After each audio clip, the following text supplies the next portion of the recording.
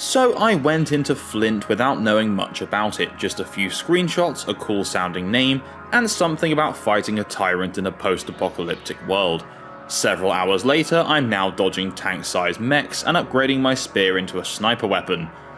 So yeah, Flint, let's talk about it.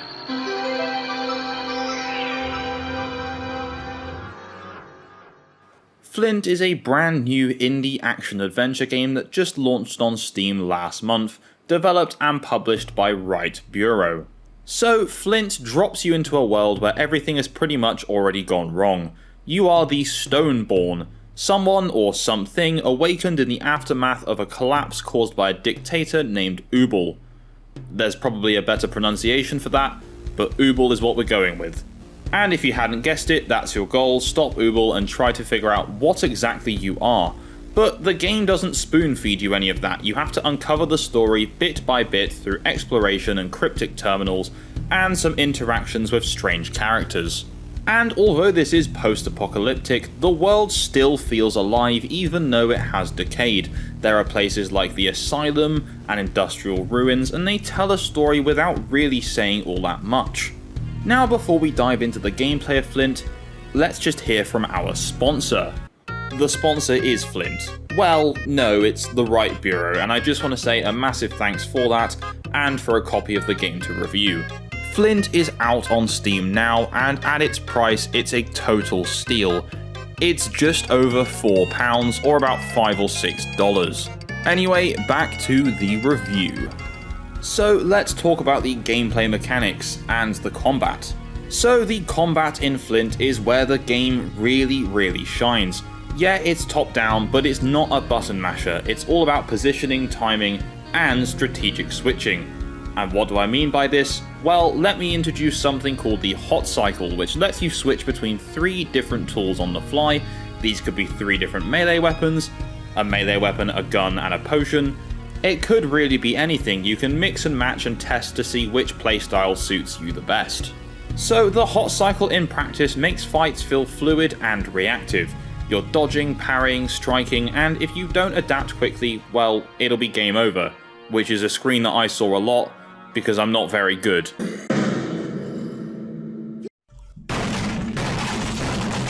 Because yes, every single enemy hits hard. Even the most basic of mobs can wipe you out if you're not concentrating. Standing still, you're dead. Combat here feels almost Souls-like in how it punishes panic and rewards smart play. And parrying, when you land a perfect parry and turn the tide of battle, it feels good. That risk-reward balance is everywhere in Flint. Again, I'm just not very good at parrying, so I just spent most of my time rolling and dodging around. But that's my gameplay style. You'll play differently. So in terms of movement and controls, the basic controls have you set up using just the arrow keys and the left side of your keyboard as well, but I remapped everything to suit my playstyle using the WASD setup and the mouse as well. And thanks to the Steam controller input thing that they do, you can also just map these controls to a controller. And yes, I have tested it, it wasn't the most ideal way to play for me, but it definitely works. So you have your standard movement, you have a dodge, you have a parry, and then you just have an attack button. As well as this, there's a special attack that you can get from upgrading your weapons with runes. So yes, Flint has a pretty deep weapon upgrade system that's actually worth exploring. You collect these things called platinum crystals, and they let you enhance your weapons with runes. And these aren't just +5 damage upgrade stats, they're pretty build changing. For example, your Knight Sword can have a very good knockback effect, one that would come to save me in the final boss fight later on. You can turn a halberd into a crowd control weapon, or a spear into a ranged projectile sniper. And on top of this, there's very simple crafting, which is good because I'm kinda over the whole crafting thing.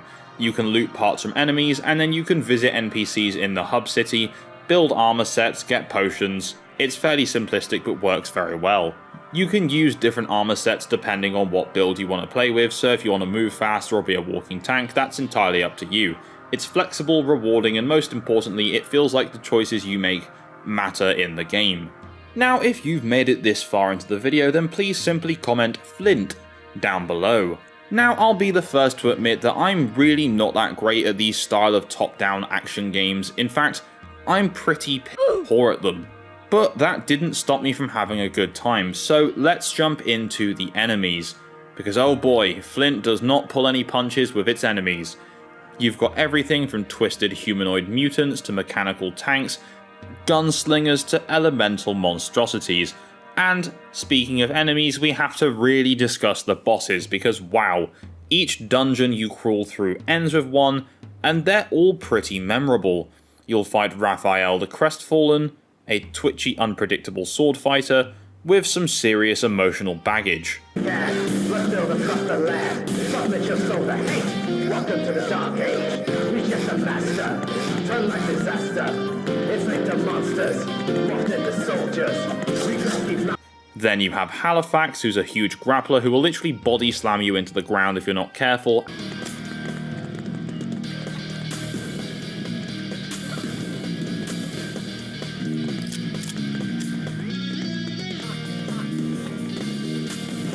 And yes, there's a Hydra.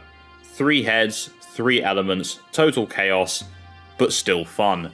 And that's barely scratching the surface on the boss fights, because the hardest one is obviously going to come at the end with Ubal himself, and oh boy, that took me many attempts. These bosses require actual full attention, no autopiloting, no getting sidetracked or distracted, learn the patterns, or die trying. In fact, the last time I remember boss fights giving me this much gripe was when I struggled to get through the Roxas boss fight in Kingdom Hearts 2, or 2.5, whichever one it was. Oh man, what a throwback.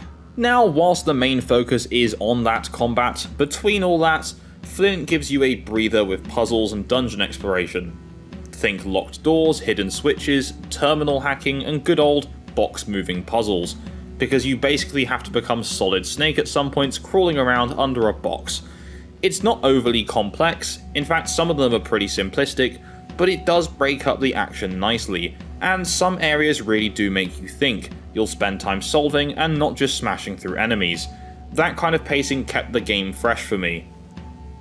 Now, we briefly touched on it earlier, but we do just have to go further into the game's story, because the level of depth here really caught me off guard. I mean, there are over 30,000 lines of dialogue in this game, but it constantly makes you question whether what you're doing is right, instead of just saying you're saving the world. There's an overarching theme around the Golden Oath, a movement fighting for world peace, but once you get further into the story, it really isn't that simple. Are you enforcing peace? Are you controlling people? The game isn't afraid to challenge your sense of morality, and with different branching dialogue options, there's plenty of chance for that. And there's solid replay value here as well, because you've got multiple difficulty levels, including one called Dare or Die, which is exactly what it sounds like. I mean, I just played on normal, and I struggled enough as it was, so to those of you crazy enough for Dare or Die, I wish you all the luck in the world.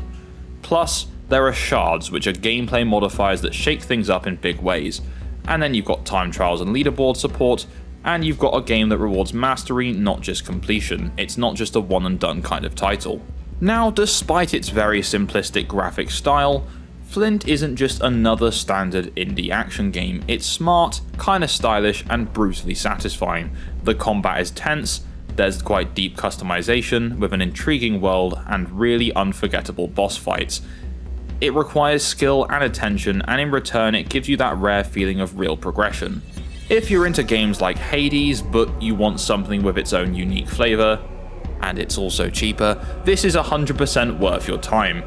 Just don't expect it to go easy on you. Flint doesn't hold your hand, it throws you into the fire and dares you to come out swinging. And so that takes us to the end of our look at this brand new indie game, Flint. I just want to say again a massive thanks to the developers for sponsoring this video, and for the chance to play a game I absolutely would not have normally. I'm very impressed.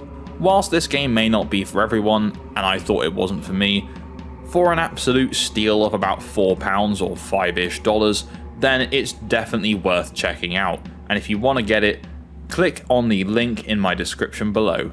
Anyway, thank you very much for watching. If you enjoyed this video, please leave a like, and if you haven't done so already, subscribe and tap that bell for notifications of my future uploads, and I will see you in my next video. Bye bye.